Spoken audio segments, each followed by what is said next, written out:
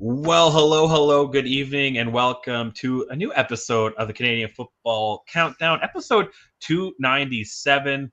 Well, man, we're getting close to that milestone, but we won't talk about it because, I feel like it's going to be a good week when that happens.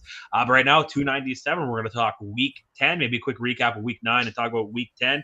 Me, Trey Colbick, alongside my buddy Adam. How you doing tonight, Adam? Hey, I'm doing good. Yourself, Trey? Fantastic, man. Wednesday, hump day. Let's get through this week. We're loving it. Yep. Our boy FM fans in the chat. He's always ready to go. But before we get started, we always got to do our little sponsorship reads. Today's episode and all our episodes seem to be sponsored by Game Time TV because the Canadian Football is brought to you by them. Our presenting sponsor, Game Time TV. If you want to learn more about Game Time TV, go to GameTimeTV.ca or follow on Facebook at facebook.com/GameTimeTVMB. Assume that stands for Manitoba. I have that on my Twitter handle too, so I get it. And as always, we want to acknowledge that the Canadian Football Countdown is brought to you from Treaty 1 territory, the traditional territory of the Anishinaabe, Cree, Ojibwe, Dakota, and Dene peoples, and the homeland of the Métis Nation, as well as Treaty 4 territory, the traditional territory of the Cree, Saulteaux, Dakota, Lakota, Nakota, and Métis Nation. Oh, why do I still have FM fan up there? It's going to go to his head. And so, also, if you... or you're new, if you follow us, you know already, so you can tune out for about 60 seconds. But if you don't know us, make sure to join our Discord page. I believe the description or access to that could be in the description. We got fantasy, betting, baseball, hockey, UFC, horse racing, farming, everything in between. Probably the most popular page happens to be Ryan's fantasy page. That's the only thing we didn't suspend him from, because if we suspended him from that, everyone would leave the Discord page. So that's pretty much it. And yeah, anything else? I don't think so. Most people in Discord are in for farming, but if you're not, I guess, we do have some pretty good fantasy stuff on there too.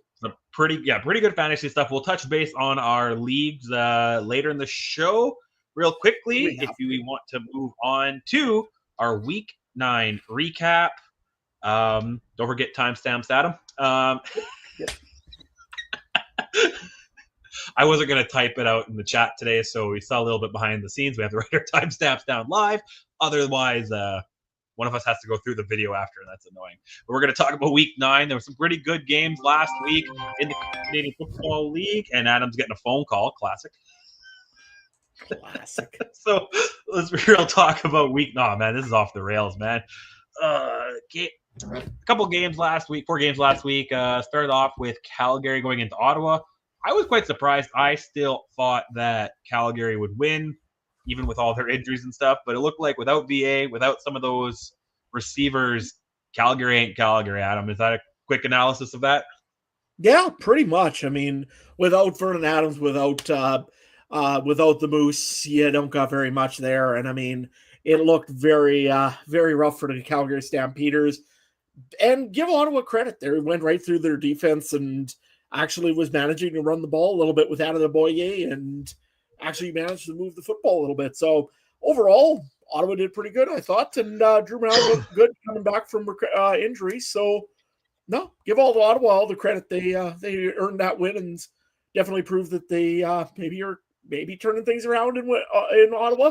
We've said that enough, but let's see what happens. Quick look at the standings. They now are tied with Toronto. They're one game. Both teams are one game back of BC for that crossover right now, and a tie, of course, would go to the Eastern Division, right? So for that, or for a crossover to the East anyway. So big games there. On to the next one. Call me shocked about this one too. On Friday night, I started watching the Blue Jays game, and they got absolutely shit canned by Kansas City. So I thought that's going to be par for the course that my other blue team was going to get absolutely shit canned, but they didn't. They kept it together.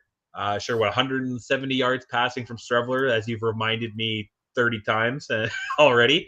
But, a win's a win. I think both teams' defenses definitely need some work, but both teams' offenses need some work too, right? Because some of these points were off of special teams and defense as well. So, but probably the story in this game is that kick return. Chenerian Grant, who looks like the Bombers actually finally have something figured out on that side. Yeah, it looked pretty good there. Trey, what was his last name? I can't remember it now. Vidal? Cadell, something like that. Anyways, Vidal, two yeah.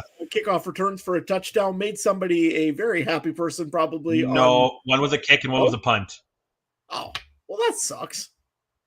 Yeah, one was a punt, I'm pretty sure. That doesn't count. Darn technicalities. Anyways, that was his last name. Okay, thanks, FM fan. Anyways, if it wasn't for that, Winnipeg might have got smoked in this one, to be honest. Their offense looked very poor. Again, they still have not got Brady Oliveira really rolling, and I can't believe really at this time of year they haven't yet. But that being said, I mean, they did enough to win. Willie Jefferson looked like a young Willie Jefferson out there. He looked amazing. Other than that, though, the game was kind of, I thought, like I said, it was kind of a toss-up if it wasn't for those special teams plays. Winnipeg's got to step it up and pretty quickly here.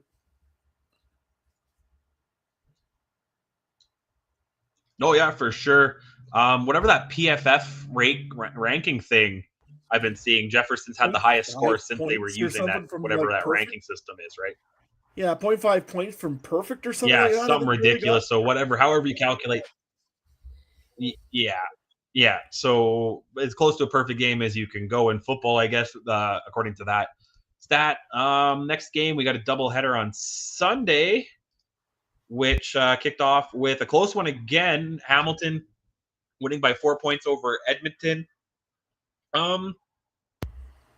You know what? Not as many points in this game as I thought. I thought Hamilton has no defense, and neither does Edmonton really. So I thought both teams would maybe light it up a little bit.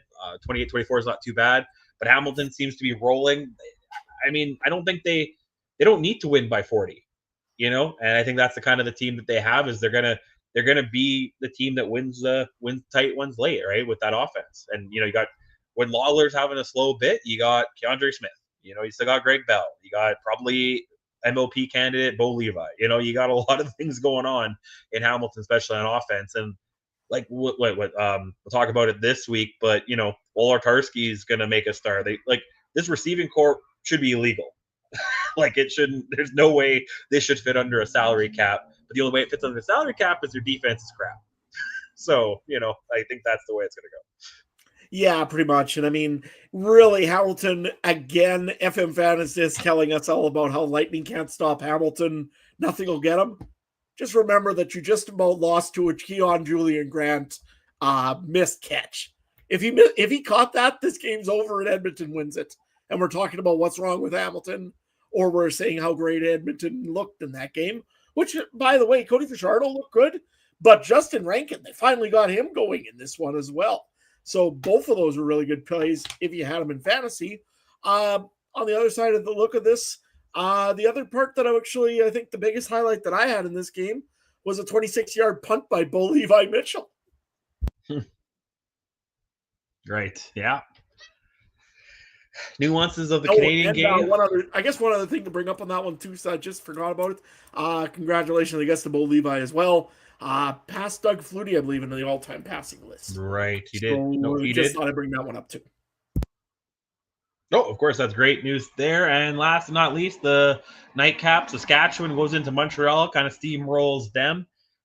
Saskatchewan 7-1, man. What did I say? 14-4 last year. That might be this year, the way they're going.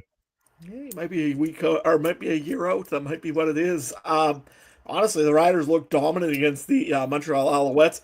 Yes, put an asterisk if you all want to, because I know how much they love critiquing the Riders. There was no starting quarterback for the Montreal Alouettes, and they're missing their starting receiver in Austin Mack. Yes, I know. But honestly, the Rough Riders played exactly what they needed to do. They walked in, they cut the throat of Alouettes early, and pretty much just often. It was pretty much done by the Rough Riders. Even in the fourth quarter, there was no feeling of that game being anywhere in Montreal's favor at any time. No, Riders played a heck of a game. I think the closest the Alouettes got to a touchdown was on the 46-yard line of the Riders. I think it's as close as they got.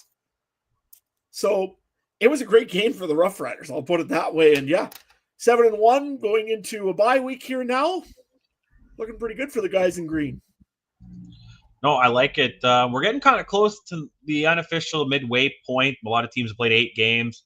guess you play 18, so 9 would be the middle. But real quick, one surprise, the biggest surprise after 9 weeks. What do you got?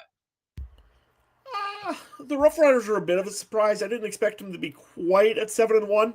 I expected them to be good. I expected them to be second or like first, second in the West, but I didn't expect them to be 7-1. That being said, Edmonton also has really surprised me. I thought they were a better team than what they've been showing. Trey Ford or Cody Fajardo, it didn't matter. They have the receivers, they have the running back, they had the talent in the room. I just was worried a little bit about their offensive line. But boy, I'll tell you what, that team has really surprised me. Calgary a little bit to an extent as well. I didn't quite expect Calgary to take off quite the way they did. But Vernon Adams seems to galvanize that team. So. No, I like it. You took kind of two of mine. I was going to say Edmonton and Calgary. I was pretty low on Calgary all season. Sorry, cutting in and out here. I was a little higher on Edmonton. Didn't really work out great. Winnipeg, I was a little higher on. They kind of went back to where I thought way back where they were going to be, but then I kind of got swept up in them a little bit. Saskatchewan, this is kind of where I thought they would be. I thought they were going to be tough. Montreal, I thought it's kind of where they're at. And maybe the biggest surprise for me is, I thought maybe Trey Ford would be the better start, like full-time starter, and Fajardo, like that's kind of why I was surprised Fajardo went to Edmonton. I didn't think he'd have a shot, but he clearly knew something. He thought better than we did. That was week 9 recap. We're ready to go game 1. Yep. Let's go to the first game of the week, Thursday night football. The BC Lions, the road underdogs, going into the donut box. I guess it's not the donut box anymore. Ticats, they're the favorite, over under 55.5. We'll talk about betting in a little bit, but what are you looking forward to in this game, Adam? Well, I'm looking forward to seeing how BC, after having a bye, see what they do against the Ticats. Last time they came out, they had a pretty good game against the Ticats overall. Defensively, not really, but they did have a pretty good offensive game against the Ticats. Nathan Rourke actually made some moves. Stanley Berryhill, I think, was big in that game as well. It'll be interesting to see what BC has against the Hamilton Tiger Cats. On the other side of the football, I look forward to seeing this Hamilton receiving core. The only thing I'd be nervous about Hamilton, please don't overlook this game. I know you guys are all looking at next week and all saying, hey, wait till we play the 7-1 Riders and we're the 7-2 Ticats. I'm looking forward to that one too, but it could very well be a 6-3 Ticats if you're not very careful. Like I said, BC's not that bad of a team. They can upset teams, I think. But yeah, I'm looking forward mostly to the receiving core in Hamilton in this one here. Keandre Smith, we'll talk, I'm sure, about him pretty quick. They have got some really good receiving core, like we've been saying all along this season, and it doesn't look like it's going anywhere from stopping. Honestly, is this? I'll give you a question though, Trey. When you go into this, is Bo Levi Mitchell the best Bo Levi Mitchell we've ever seen, or was there some times in Calgary where he was like this?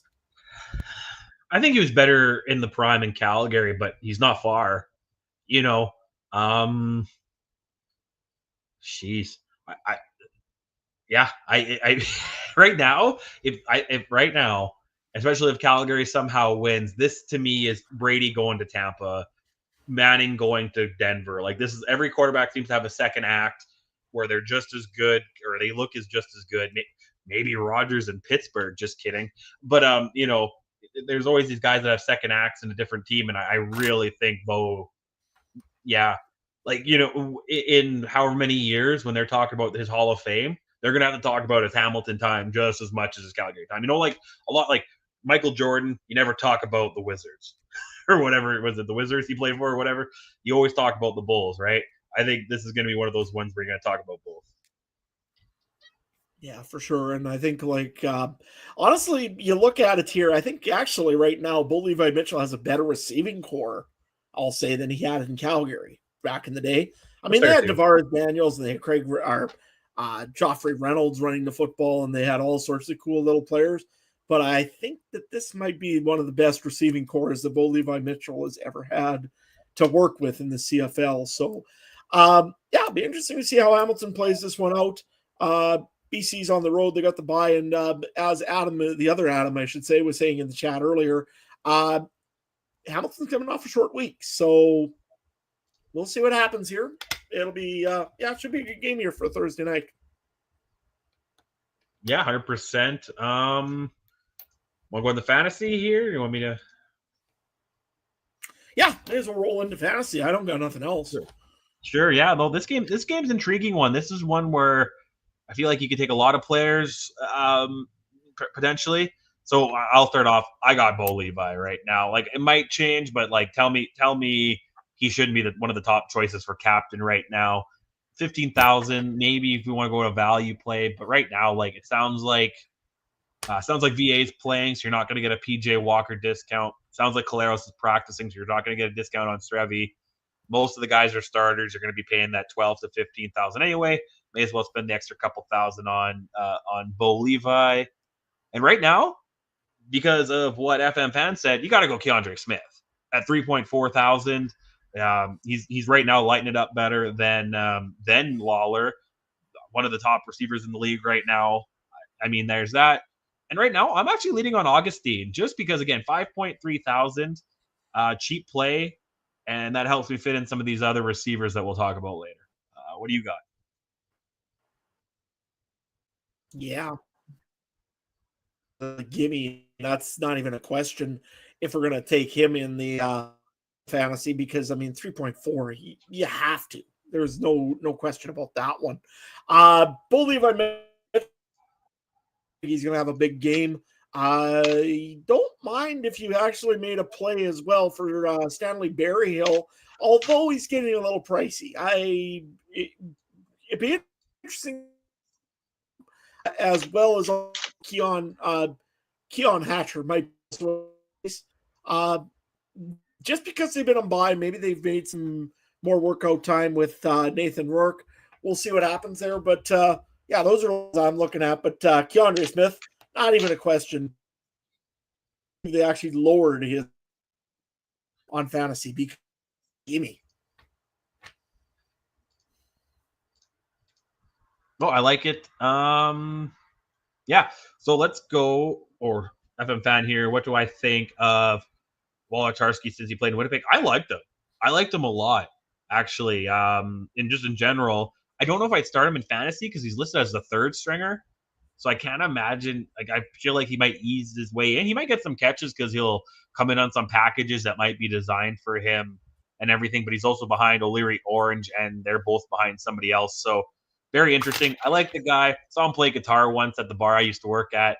I checked his ID and I go, "Oh, just kidding. You're Wolodarski. You can come in." But yeah, other than that, like the guy. So we'll see how that goes. Betting, we're gonna go right to this.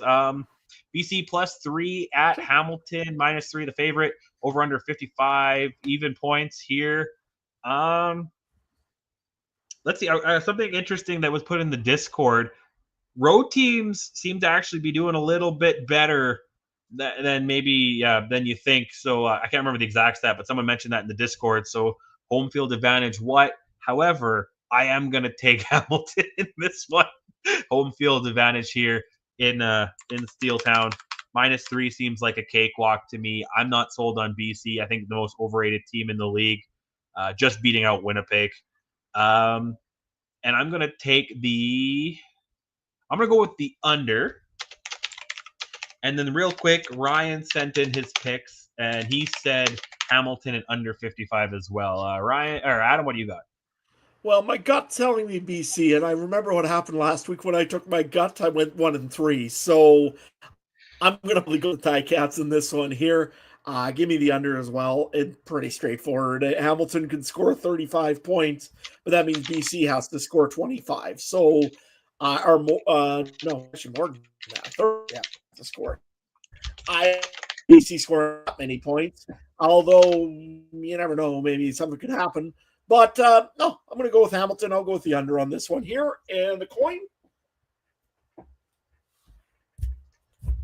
I've got the coin saying the BC Lions. So the coin is going bold this week. Right. See what happens.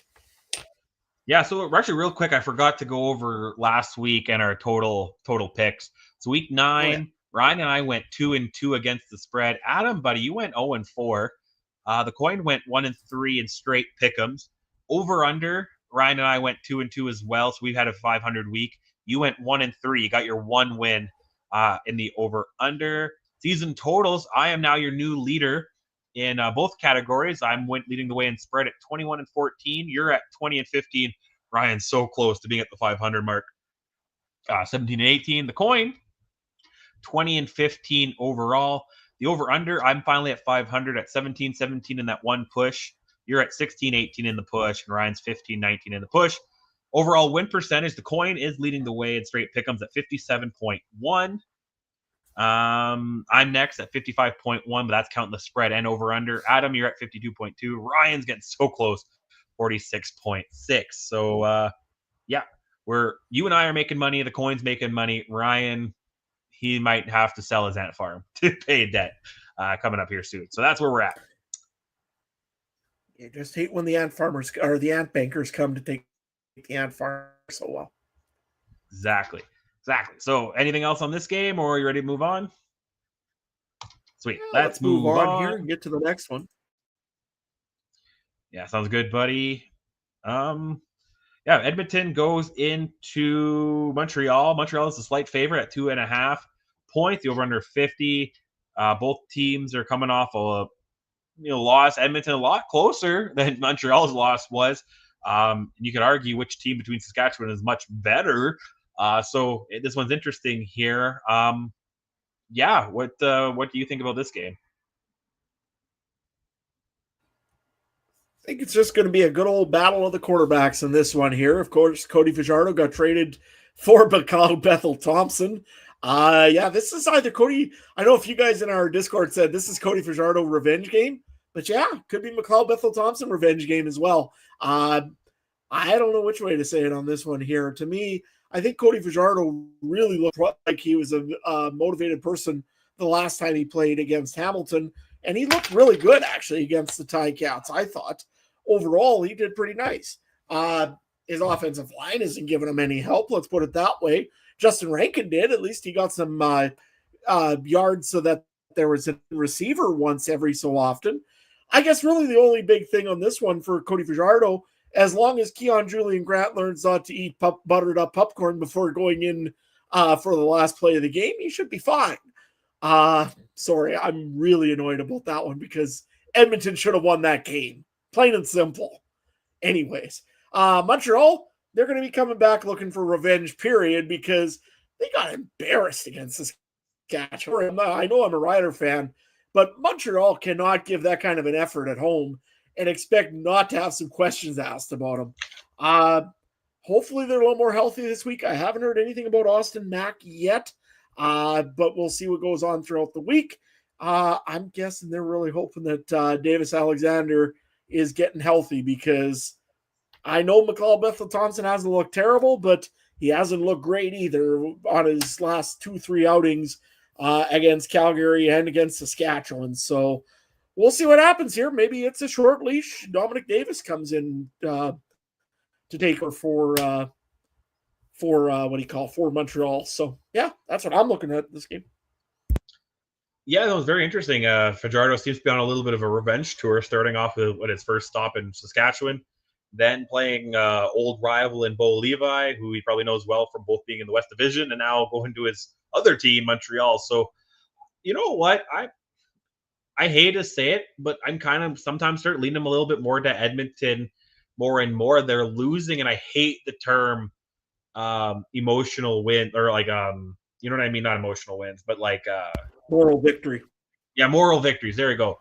Only lost 3 points to Saskatchewan. Only lost 4 points to Hamilton. They're keeping it close. Now they're finding ways to lose, but they're keeping it a lot closer than before. Montreal, they had that win against Calgary, but things got out of hand against Saskatchewan. So they didn't keep it close.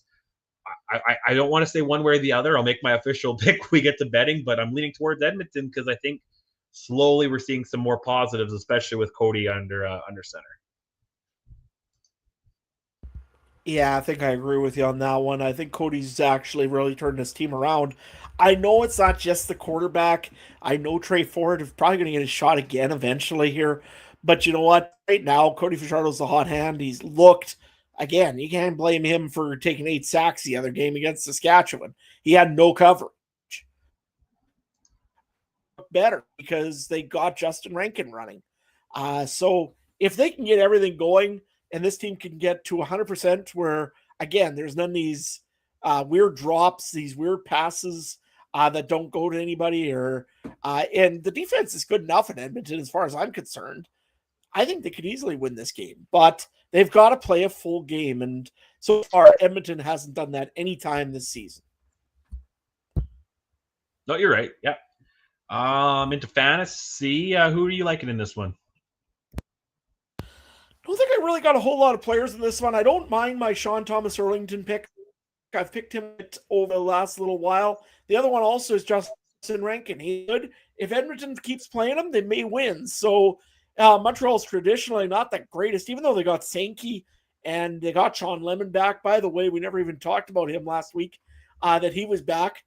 Didn't do anything. He still has to sit a couple games, doesn't he? Or did he not have to sit those back. games? He's playing. He's active. Oh, I thought he had to sit the 2 for the PED. He already did. He sat Calgary and sat another one. So, okay, well, no, he's active and rolling, but he was in the game last week. But yeah, guess when you've been sitting for 2 years, you might be a little bit out of shape. Just saying. It's not. There's a thing. There's game shape and practice shape, and he wasn't in game shape by any means. It looked pretty tough in some of those spots. But again, Darnell Sankey. You've got the other guy right beside him. Sorry, I can't remember the name right. Tyrese Beverett. I mean, they've got some great linebackers, but for some reason they can never stop the run in Montreal, as well as some of the other teams. So I really do like Justin Rankin in this pick. And you know what? I would even throw on Keon Julian Grant for the Elks because he's got some things to prove. I'm sure that in Edmonton right now, he's got a microscope on top of him, and he's being looked at very closely because this isn't the first time like last game that he had those drops. But it'll be interesting to see what happens. Adam, in our comments, Edmonton D doesn't look so bad when the offense is able to keep the D off the field. 100%. The D doesn't have to sit out there the whole game. They usually can actually take a rest out of the gate. They can cool off a little bit. Yeah, that defense doesn't look terrible. Not sure on the status of Niles Morgan or Anderson. I haven't heard on either one of those. I think that Jake Serezna is playing at 100% for the Elks. But you know what? If they can get enough rest and they can get off the field and the offense keeps them off the field, that helps. And you know what? Edmonton's, like I said, I think they're good enough that they can beat Montreal. No, I agree as well. With my fantasy picks, I just have Rankin right now. I was not too sure. I'm him and Han. I was thinking about between Bo and Fajardo potentially, but I was a little nervous about Montreal's defense on that side. Not again. Maybe Montreal might or Edmonton might win, but Montreal defense might keep it tight. But yeah, right now it's just Rankin in this game for me. On to betting. Edmonton, the plus 2.5 underdogs going into Molson Percival Stadium or whatever it's called. The over-under is 51.0.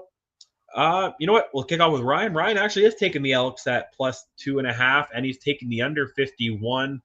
I hate to copy Ryan because he's under 50% batting this year, but I got to agree with him on both accounts. I'm actually going to take Edmonton plus 2.5.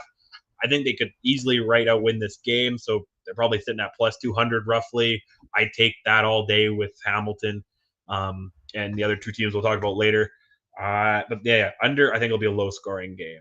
Adam, what do you got?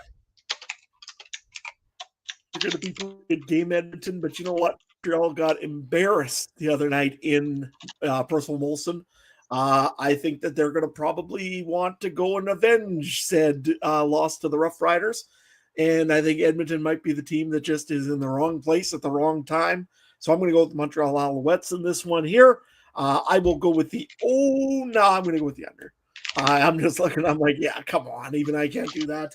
Especially, it depends if Austin Mack is back, I guess. Yeah, it might be an over. Otherwise, nope, I'll go with the Alouettes. I'll go with the under. Let's see what the coin goes with. I'm getting good at throwing that coin. It's the Montreal Alouettes. Oh, boy. Coin is, doing some weird things this weekend. No, it's all right. The coin, the coin's doing better than us, so maybe we should pay attention. But the third game, we're going to Saturday, the first of a double header. Yeah, so I get a lot more double headers on Saturday, especially with that NFL starting in, 3-4 weeks. Oh, man, I got fantasy drafts coming up. Oh boy. Anyway, we'll talk about that later because if you want to join our Discord. But anyway, Ottawa and Toronto, a little battle of Ontario here. Both teams are 2-6, but Toronto is the -3 favorite. 53 is solid over under. Man, this one's interesting. Both teams scored the exact same amount of points last week. Ottawa's was enough to give them a 20-point victory over Calgary. Toronto's 31 points was good enough for a 9-point loss to another sold-out crowd in Princess Auto Stadium. I don't even know where to begin on this one. Like, I actually think this game is more of a coin flip. Like, this is straight 3 points because you're in BMO. Like that, I think that's straight what this game is. If this game was on a neutral site, I think it would be a straight pick 'em. I have no idea how to dissect this game. Which Arbuckle are we going to get? Are we going to get the one that, destroyed Winnipeg a few weeks ago? Are we going to get the one who could barely throw against them? Are we going to get a team that runs? Are we going to get, like who started on Ottawa? Is it the Crumback? Is it Drew Brown? Yeah. No, I agree. And I mean, I look at this one here, and yeah, this should be a very close game, to be honest with you. Both teams have their kind of, I guess Drew Brown's their starting quarterback in Ottawa. Nick Arbuckle, he's looked okay for the last 2 games against Winnipeg. He's gotten lots of points for sure up against the Bombers. So why can't he do it against the Ottawa Red Blacks? Both the receiving teams on this, I mean, Mytel has been good, although now I've been hearing a little bit of Discord, by the way, gives you the latest updates in training or in camps and everything of what's going on. And it sounds like Kevin Mytel might just be banged up in this game. So may not make it. We'll see what happens here when the rosters come out. But keep an eye on that one there, especially if you're going to be picking against the Ottawa Red Blacks and looking at Kevin Mytel. Defensively, I think edge to Toronto. I do like me some Whit McManus, although Ottawa's got some good players as well. I do like what they have in the then boy, Amari Henderson looked good the other day there up against the Calgary Stampeders. Kudos to him after making fun of him for quite a bit of this podcast. So, he's not playing Kenny Lawler. I guess he should be fine. Anyways, no, honestly, Ottawa, I think they've kind of had a game that they could prove that, hey, Calgary was walking in and was definitely favored in that game, even if it said Ottawa was. But, give them credit. They won their game. They can have a very good chance here now of moving right into third place in the East and maybe behind BC, depending on what happens, I guess, against Hamilton. I like Ottawa in this one, and I like Toronto. It's a very tough game to pick one or pick the other one. I would imagine the BMO crowd will be loud. Toronto fans are usually pretty, and I'm sure Ottawa's going to probably bring a bus or two full of fans over down the highway to see what happens. Down the 401, I guess.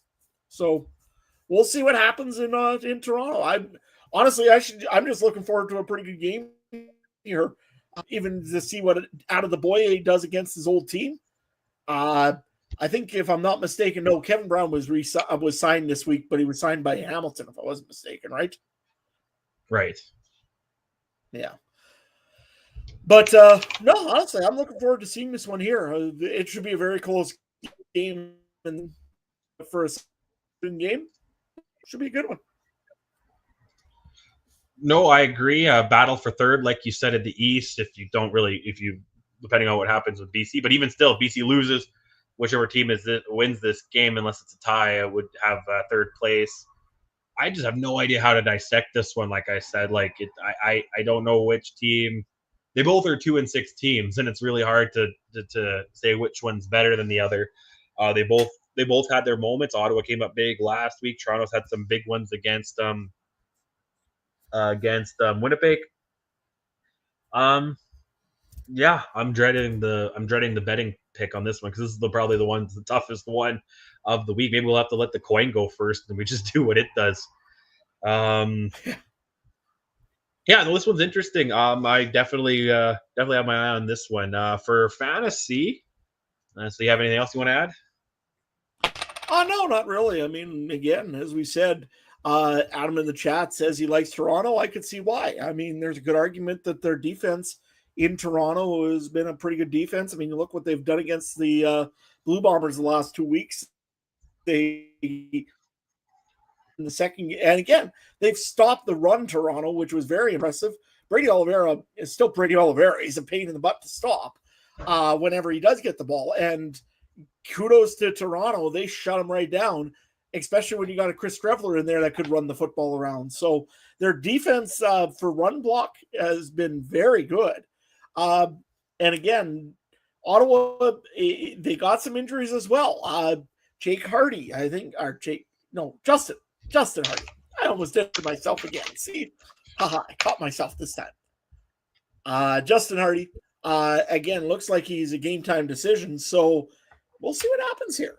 Ottawa, though, like I said, they've been a resilient team.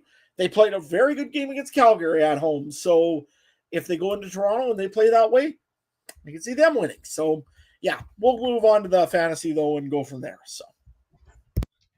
Perfect. I'll kick this one off. The only player I got is Coxie.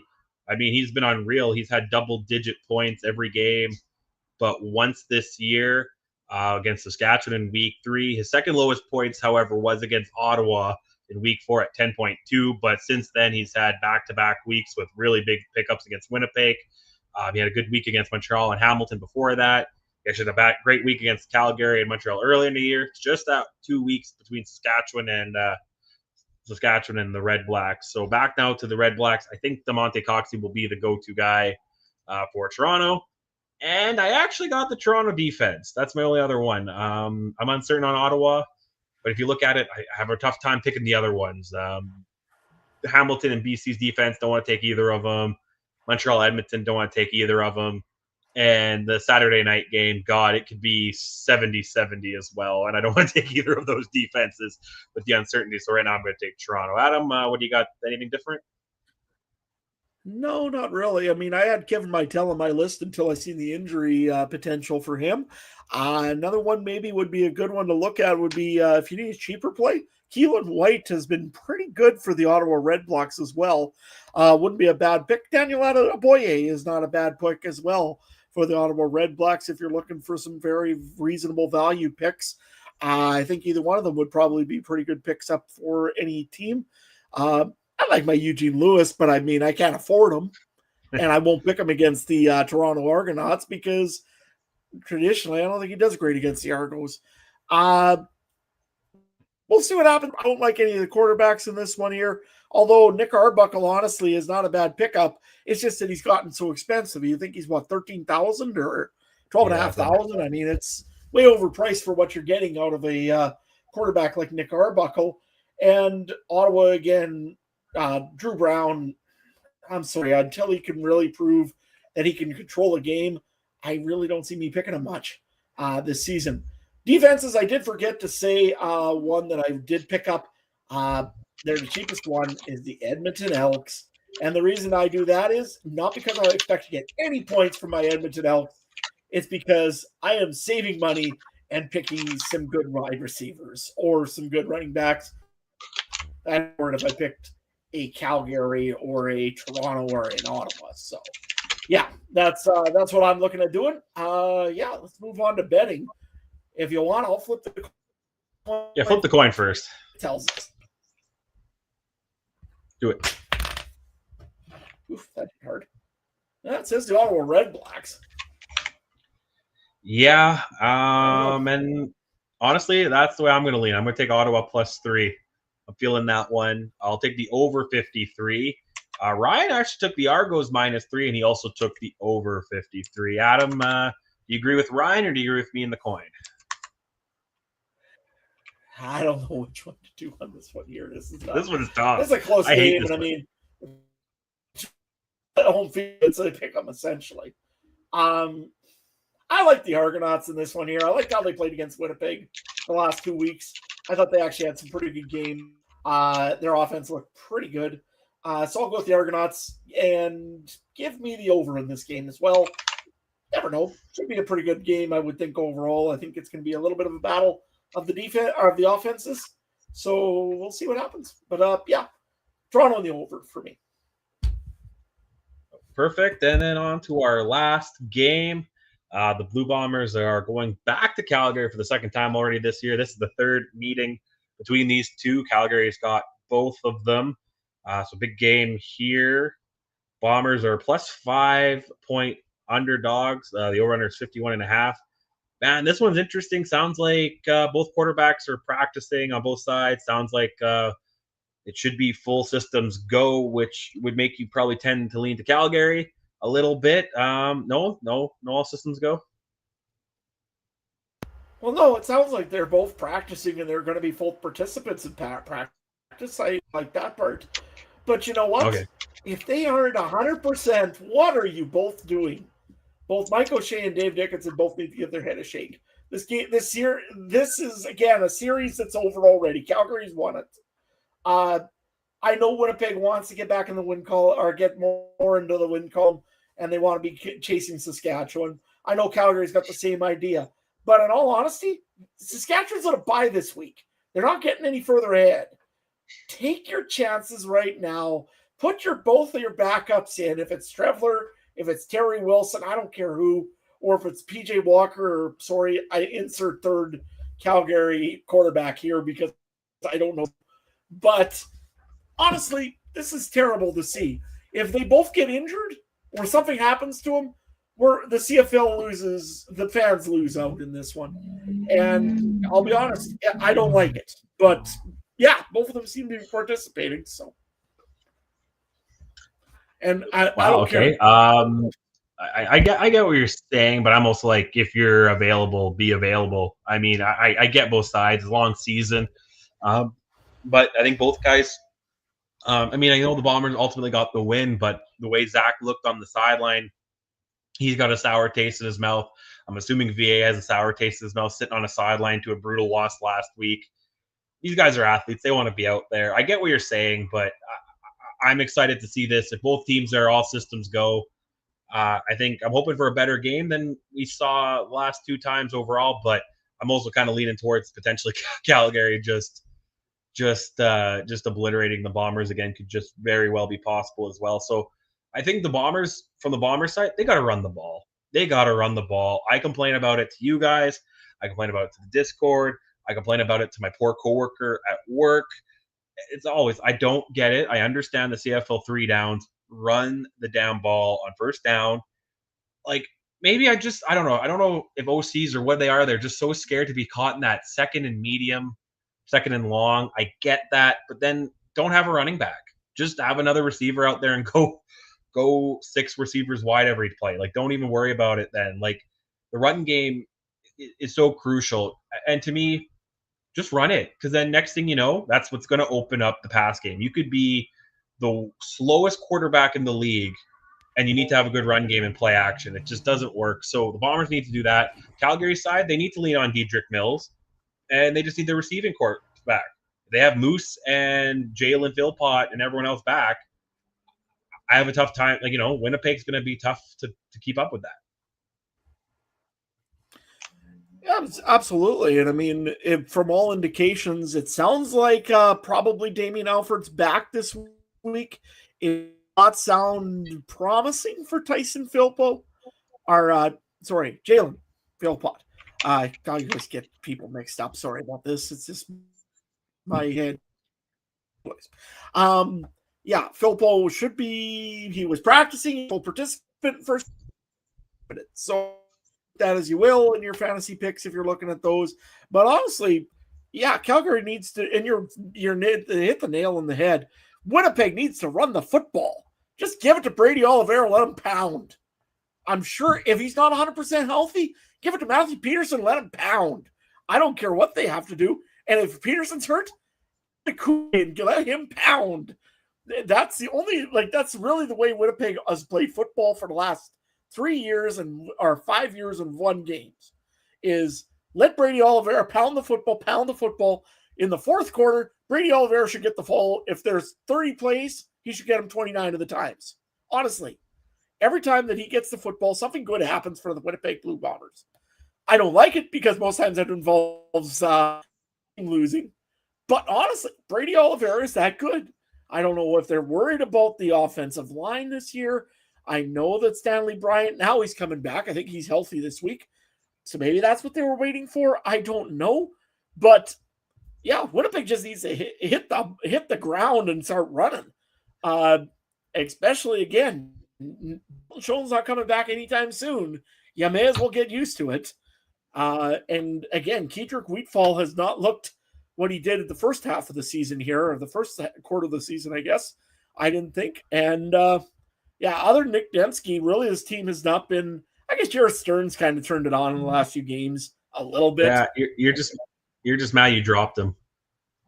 I didn't drop him. He got re-signed. He got picked up by Winnipeg. Anyways, I'm kind of drawing. No, didn't you drop him on our fantasy team? Yeah. Oh yeah, I did. Yeah, and he's re-signed on Team Trey. We're happy to welcome him. Team Trey has been. We'll talk about that in a little bit. But But anyway, overall, like I said, it's been Winnipeg again. They haven't had their passing game. Their secondary also is the other thing I'd be concerned about in Winnipeg. I think they released one of their starting defensive ends today. I can't remember what the guy's name was. He was getting burned quite a bit against Toronto. I can't remember his name though. But anyways, they were releasing players. They're moving things around in that secondary. The secondary is not what it used to be. Since they've lost their what do you call? Was it Alexander? Or what was his name? Alexander. Anyway, Winnipeg's secondary has not been the same as what it used to be. They haven't been able to make those big plays like they used to as well. Their front four, deadly. And who knows, maybe they'll go and they'll re-sign Haba back as he got released today by the Argonauts. But you know what? Their secondary's been exposed. And Calgary, if it's Vernon Adams in there, he loves chucking the football. So I don't like chances of that. But we'll see what happens here. Like I said, Winnipeg, biggest thing for them, though, run the freaking ball, will you? No, yeah, thinking about the biggest surprises now, my probably biggest surprise is how Oliveira isn't a must-play fantasy player every week and being healthy, right? My two thoughts are either he's not 100% or it's the O-line they're worried about. Because I don't know how things have changed so much to the late Harris era and early Brady Oliveira. They'd run on second and medium. You know what I mean? They would run on second and medium and pick up the first or get into that Strevy range. Are they not as confident on Strevler on that third and medium now or third and short? I don't know. There's something going on either between the old line or running game but I would say that more there's no run game anywhere. It seems one running back will have a great week and the next thing you know, they're cut or they're backups or something. It's a weird situation, the running back. And I just don't get it. I thought Winnipeg would be the one team to keep running. But anyway, let's get into fantasy there, which opens me up to that where I ain't taking Oliveira. That's for sure. Just because he hasn't been utilized very well. But I do have where are they? One player in this game, and that's actually Nick Dembski. He had some pretty big games against got a little quiet against Toronto, but the last time out against Calgary, put up 30 points in the loss. Week before that, 16. He's been pretty serviceable. He's been kind of the guy, especially after Wheatfall kind of got quiet. Stearns has been picking it up, but it's kind of the Nick Dembski show out there, and he's been getting some of those draws and swings plays and stuff like that. And they're trying to continue his passing catch. They're trying to continue his catch streak, right? So he's going to get the ball at least once. So I'm going to go with Nick Dembski in this one. Who do you got in this one? No, I've got to take a look. I don't think I have a single player in this whole game right at the moment. No, I don't have anybody, honestly. I would like to pick Brady Oliveira, but I can't trust him to run the football right at the moment. I hope they do, but we'll see, I guess. The only other option would be maybe a cheap wide receiver from Calgary that's going to get a pretty good spot to play in if Philpo's injured and if there's still some injuries. I mean, I don't mind the look of playing Dominic Rhymes. I mean, he's been pretty good this year so far. But other than that, maybe Brooks, maybe he calls. I don't know who to play in there in Calgary. And again, I like Alfred, but he's starting to get a pretty pricey for, again, coming off injury. We're not sure if he's 100% not. So I don't know. I'd like to play some Calgary receivers is what I'd like to do for cheap plays, but I got to look them up and see what I can do. No, I agree. I was kind of thinking about a couple of those Calgary receivers, but are they 100%? 100% for a lot of a price? You know, it's a tough ask there. Into betting, we'll go to Ryan. Ryan went Calgary -5. He also took the over 51.5. I'm going to agree with him, the over 51.5. But I'm going to be stupid, and I'm going to take the Bombers +5. I just have a tough time thinking they're going to lose to the same team 3 times badly. They might lose. I just have a tough time believing they're going to lose badly 3 times in a row. So what do you got? The repeat of the Stampede Bowl. I don't know. I know we're going with this because you're right. It is tough to beat a team 3 times in a row in a season, let alone bad, good, or otherwise. It's tough. And this game is in Calgary, which makes it usually favored for Calgary, I would think, a little bit. They've been undefeated. No, wait, they did lose. No, they lost 2 games actually at home. I think they're maybe undefeated on the road. But anyway, I'm going to go with the Stampeders in this one too. I'd like to go with the Bombers. I really would, but once they start running with Brady Oliveira, I'll feel a lot more confident about picking Bombers. Until then, I'm going to be probably picking the opposite team from the Bombers. And, of course, Labor Day's coming up, so, I have to. But anyway, no, Calgary, I'm going to go on this one here. And I'm going to go with the under on this game here. Again, so many injuries, so many question marks, so many things to kind of that are variables. Again, is Zach Collar going to play a full game? Is even Vernon Adams Jr. going to be able to play a full game? Who knows, right? I mean, so yeah, I'll go with the under. I'll go with the Stampeders in this one, and let's see what the coin gives me. Whoop. Going with the Stampeders. You sit there. So okay, 2 home teams, 2 away teams for the coin. Yeah, pretty good there. Okay, anything else you want to talk about the games, or you want to get into our fantasy update? No, I don't think there's anything on games that I really want to see. I don't think there's anything else. Yeah, no, let's get into our fantasy leagues. I'll go and try to pull up my for you if you'd like. Yeah. Last week. Or do you want to talk about yours first? You go first. You go first. You go first. I got to open up. You want me to go first? Okay. So in the head-to-head, to do, I think, or in my podcast league. Yeah. Well, in my league, week 9, you lost to Brandon. I lost to Mike, and Ryan lost to No Good Noverby. So in our league, Ryan strangely is 2-7. It's weird how it works, especially when you talk about your league coming up. You are 3-6. I'm 4-5. Mike is 5-4. Mike's the only one of us in the playoffs currently. Okay, you went down, but you can't climb on my computer. Anyway, coming up this week, you got – where are you? You got Extreme. Ryan has Jeremy. Mike has our boy Richard, and I have K-Sizzle. So that's where that's going here. And then you want to go with do yours, and I'll do the last one after.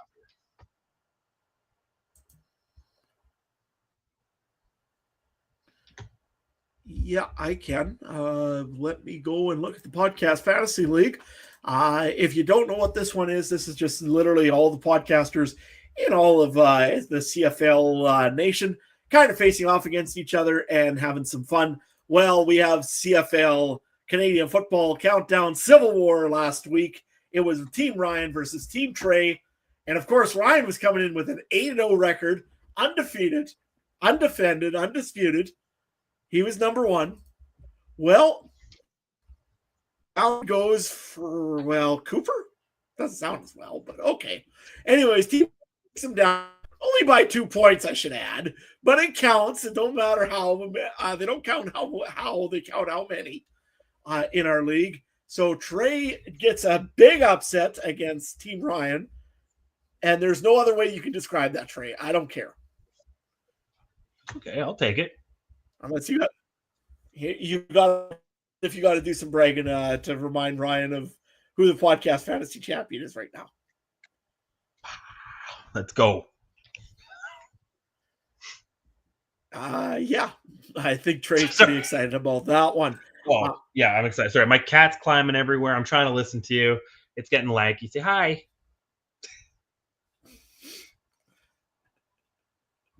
She's bad. Anyway. Trey taunts Ryan with a cat. I'll go into the standings here. Ryan, of course, is still in first. 1. I'm in third, or fourth, or fifth, sixth. I'm in sixth already. I dropped that bad.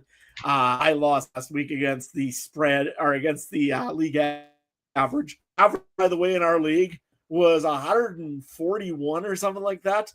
It was utterly ridiculous. I'm just going to take a look at what the actual was. 117.3. Yeah, I had 70.4. I wasn't winning.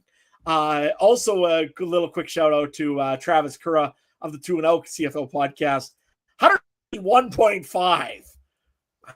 I mean, wow, that's a good score. Anyways, this week over in the thing, well, I guess I should also go with the other standing. Again, I'm in sixth. Trey, you're in eighth. You're now in the playoffs at a 5-4 record, hit 500 or over 500, just like the Blue Bombers. So congratulations on that. And yeah, this week here for the schedule, I have to go and take on fellow Rough Rider fan Steve from the Piffles podcast. Trey, you have got, I'm trying to find you on the list. I'm looking. You got X's and Argos this week. And Ryan, he's got the other Argos podcast, the Argos Fancast. He's got Ben over there. So, yeah, be an interesting week to see if you guys can beat a couple Argos. And I have to go and take down the fellow Rider fan. Oh, I like it. I like how Ryan's 7-1 in one league and 2-6 in the other. It's great. Just awful. Just awful. Yeah. You want to go through Private Fantasy League? Yeah, 100%, man. This one's great too. Private league between you, me, Mike, and Ryan. I had the top score of the week at 118.6 points. Adam, you had the low score at 81.5. Mike and Ryan were in the middle. I'm catching up to Ryan. Ryan had a pretty sizable lead. I think he was 100 points up on me at one point. Now he's up to. Stop biting my foot. Sorry. I'm sorry. He's about 43 points ahead of me. I'm catching up, man. I'm catching up. Big catch up here. I have him in my sights. You guys are a little bit farther behind. You guys are both in the 700s. Mike's about 90 points down from me, and you're about another 12 down from him. So you guys got some work to do if you want to get in the silver and gold range. But yeah, no big moves this week. I think Ryan dropped Hollins and picked somebody else up. Something. Yeah, he picked up Taylor Powell. Right. From the Ticats. I'm guessing he's decided that Bo Levi Mitchell's due for an injury. So. Right. So, yeah, there's that. And that kind of wraps all our fantasy things up. Real quick, I guess if you are a part of the Discord or you want to be part of the Discord, we have an NFL one coming up in a few weeks. So join the Discord and check out the NFL channel. Mike is commish of that. Trying out a new app I've never heard of. So hopefully that will be good. Yeah. Anything else you want to talk about? How about them Jays? Can the Blue Jays stop hammering the Colorado Rockies for a couple of weeks? I mean, that's just not even fair at this point. No, not fair at all on them, but they got a tough one against the Dodgers coming up over the weekend. So Very looking forward to that. The Blue Jays, when the Blue Jays are good, there's just something special. About something different in the air.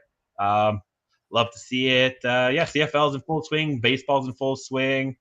Not quite hockey and basketball season. NFL's coming up. We talked about that. How's farming, Adam? Going good. Probably about a week away from cutting canola, so should be fun. Yeah, I know. Trey's looking forward to that one. Yeah, you will. I'm going to send the sales rep out there that day. Anyway, that's great. Things are good. If you want to learn how to be a degenerate gambler, download HPI Bet, and I got a racetrack for you to bet on this weekend. Other than that, that's everything I got. So let's wrap things up here. We'll be back next week for our Week 11 preview, I hope. Maybe Ryan will return. Maybe Mike will actually return a group chat message. Who knows? Maybe it'll be me and Adam again. Maybe it'll be me. Maybe it'll be Adam. Maybe we'll cancel. Who knows? Like, it's like the movie. What's that movie? There's a movie where I can't remember. It's about Paul Rudd and the guy from How I Met Your Mother. But he goes, "I'll see you next, or I'll see you then, or I'll see you another time." And then the guy goes, "Like, are you coming or not?" So that's kind of us. We'll maybe see you next time, or maybe we'll see you another time. But if you do want to check out what's going on, we try to keep up to date. So follow us on Twitter or X at CF Countdown, or on the old Facebook at facebook.com/CF Countdownpod. I'm sure you can just type in CF Countdownpod into that little search bar as well. You can also check out all the other great shows from around the Canadian Football Podcast Network at cfpodnetwork on the Twitter, or the Alternative Football Network, our buddies from down south. A lot of relocation rumors going on in the UFL, and a new ownership, I think, too, of something going on. So big news there. So check them out at the official AFN on Twitter or alternativefootballnetwork.com. I think they hired a new editor, so more content should be coming out on there shortly. Adam, where can people find you? You can find me at Adam Stewart1 over on the X. But your better bet, go to Instagram, go type in Farmer in Sask. That's usually where you can find me. Sending all sorts of cool farm pictures. Or hey, if you don't want to watch farm stuff and want my opinions and stuff, once in a while I might just post something on the Discord page and trash talk a few people. But hey, and if you're not looking for me and you really actually want some serious help in fantasy, Ryan is usually over in the Discord channel. You can actually message him at CooperTrooper42. You might get an answer, you might not. He doesn't go X very much. But I think he's just enjoying himself and laughing at probably all of our pitiful fantasy picks. I don't want to talk about pitiful, man. I'm catching up to him. Yeah, fair enough. But yeah, you're fighting for this. I know you are. Oh, I want that draft day roast so bad. I don't really want the crown. I just want the roast. Like, y'all will cry for 2 hours straight. And you could find Mike at mikegerl1. I haven't seen him post too much on the X, but more active in the Discord. If you want to follow me, it's at treymbharness. Like I said, I usually got a lot of horse racing stuff on there, so if you're not prepared for that, sorry, but that's how it is. Or in the Discord, what else? It's not horse racing or football. I got some UFC stuff, other stuff. Always looking for people to talk to. Check out the Discord. Should be a link in the description. Support the show, like, comment, follow, complain about us on Reddit, whatever you can do to help us grow the show. We always appreciate that, because a comment is a comment regardless of how negative it is. I wish people understood that. And thank you everyone who joined us. We had some buddies here in the group chat today. We got Bill, Kevin, thanks buddy. Adam was here. FM Fan was here. To all y'all who didn't comment anything in, we still love you. Anything else, Adam? No, that's about it. Thanks again to everybody that joined in. Go and listen to me and Trey rant about probably information that you probably don't even need. But hey, we enjoy having you with us. Make sure you go do all the good stuff like we always say. Like, comment, subscribe. It helps the show out a bit. That way there, Ryan's happier. happy Ryan, happy life. Yeah. We won't get into details, but I think I pissed him off a couple of weeks ago. So, happy Ryan, happy life. I think we all have. I think I got him back also like a couple weeks ago. Yeah. So, if we're not real official members of the show until we piss off Ryan. But yeah, so thank you all for listening. We're going to wrap out here because we're just over that hour mark. We'll see you next week or in the Discord. Take care. Bye-bye.